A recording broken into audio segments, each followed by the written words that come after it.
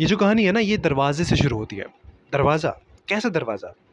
ये वो दरवाज़ा है जिसकी वजह से घर के अंदर विनीता और अंजलिका के बीच में काफ़ी करीबीपन हो गया था। विनीता और अंजलिका के बीच में करीबीपन कब हो गया था? तो सुनो, एक कहानी सुनाता हूँ।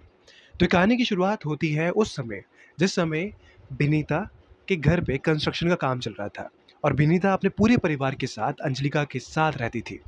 और अंजलिका और विनीता एक दूसरे के बहुत ही करीबी दोस्त बन चुके थे।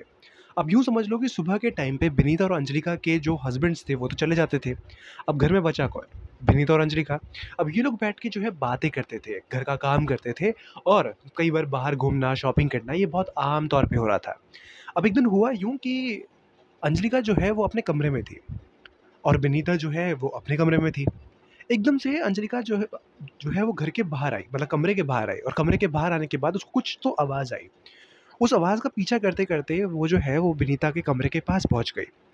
जैसे ही वो विनीता के कमरे के पास पहुँची, उसको थोड़ा-सा ना अजीब-सा हुआ कि यार ये आवाज़ कैसे हो रही है? क्या मुझे अंदर जाना चाहिए या नहीं जाना चाहिए? तभी जो है अंजलिका ने उस दरवाज़े का गेट हल्का-सा खोल दिया। जैसे ही उसने दरवाज़ा गेट हल्का-सा खोला, उसने देखा कि विनीता अंदर में बैठी हुई है और वो अकेले नहीं है। उसके साथ जो है वो झटका है। झटका कौन? झटका वो जो एक व्यापारी है, जो बहुत पैसे वाला है और वो जो कि विनीता को बहुत पसंद करता है। अब हालाँकि ये बात बज्जिका को तो पता थी, लेकिन ये नहीं पता था कि विनीता और झटका के बीच में कुछ चल रहा है।